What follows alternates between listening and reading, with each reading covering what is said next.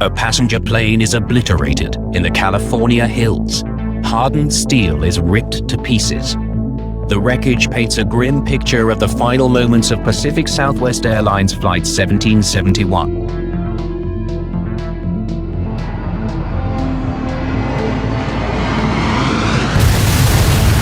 Whatever brought down Flight 1771, investigators are certain of one thing: it was not an accident.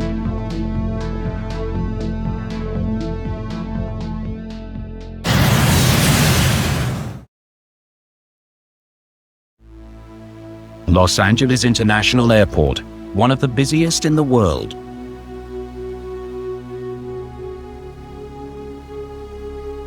Every year, 40 million passengers arrive and depart through LAX. At Terminal 1, a group of passengers and crew bound for San Francisco are making their way through security.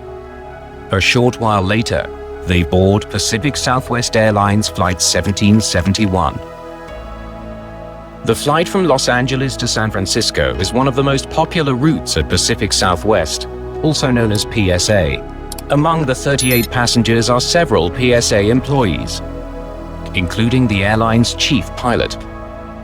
Captain Greg Lindemood has been flying with PSA for 14 years. First Officer James Nunn only joined the airline the previous spring. Today they're piloting a British-built BAE 146 commuter jet.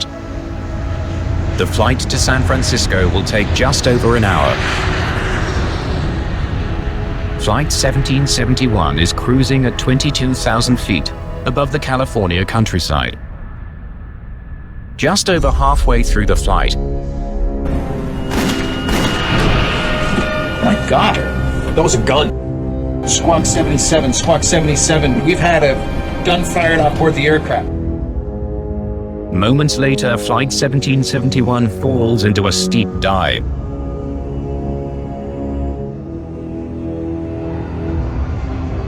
Flight 1771 crashes into an isolated hill 280 kilometers northwest of Los Angeles. Police get to the crash site and find a 30-ton airliner obliterated. No one has survived the crash. Investigators from both the National Transportation Safety Board and the FBI are on the scene. The FBI is searching for evidence of a crime, the NTSB for clues about the crash. If they can recover the black boxes, they may find both. After hours of searching through the shattered remains, the effort finally pays off. They recover the plane's 2 black boxes. The flight data recorder captures critical information about the aircraft's performance. Finding the weapon could help the FBI identify who might have fired shots on board Flight 1771. But for the NTSB, gunfire alone does not explain this accident. A bullet should not bring down a modern commercial jet. It takes a much larger hole in the fuselage for there to be an explosive decompression. If a gunshot didn't bring the plane down, then investigators need to find out what did. At the NTSB lab in Washington, work to recover Flight 1771's cockpit voice recording has produced a surprising result. Despite suffering huge impact forces, the audio tape is still intact. The first 28 minutes of the tape reveal a routine flight. The tape confirms what the pilots had reported: 2 gunshots. Investigators now know for certain that the killer was a man and that he shot the flight crew. 65 seconds after the murder of its crew, Flight 1771 smashes into the California hills.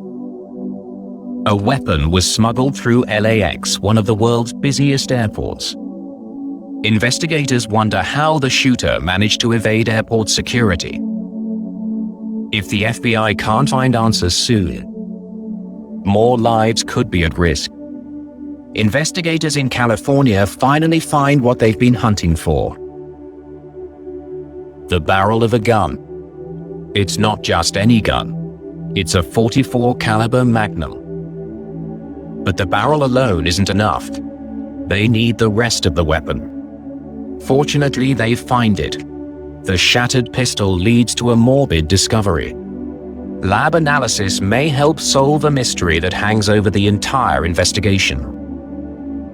The FBI has a weapon, a crime scene, and 42 murder victims. What's missing is proof of the identity of the 43rd person on board, the killer. At the crash site, the NTSB has recovered a piece of wreckage that could help explain what happened on Flight 1771. A fragment of a passenger seat. If they can determine exactly where the seat was located, then PSA's passenger seating records could give investigators the name of another one of the victims shot before the plane went down.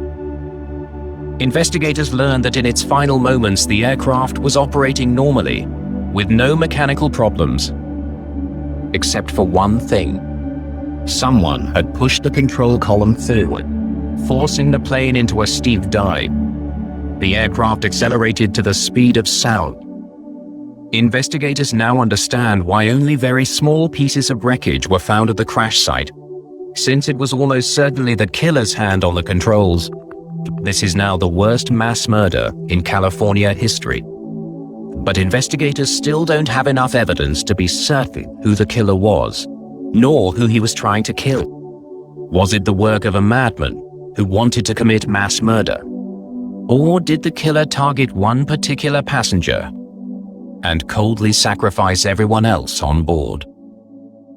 The FBI investigation into the onboard shooting and fatal crash of PSA Flight 1771 has uncovered a lapse in security at LAX. It may explain how a gun was smuggled onto the aircraft. Airline employees with valid identification are allowed to bypass security at LAX. There were 4 male passengers who worked for either Pacific Southwest or its parent airline, US Air. Investigators need to prove conclusively who smuggled the gun on board. At the FBI laboratory, forensic specialists analyzed the piece of skin found in the trigger guard. A technician is able to get a fingerprint from the skin fragment. In search of a match, he compares the print to those on file for the 4 male passengers who could have bypassed security. And he finds a match. Just days after the crash that claimed 43 lives, the FBI has positively identified their killer. His name is David Burke. Investigators now know David Burke smuggled a gun on board Flight 1771. What they now need to explain is why.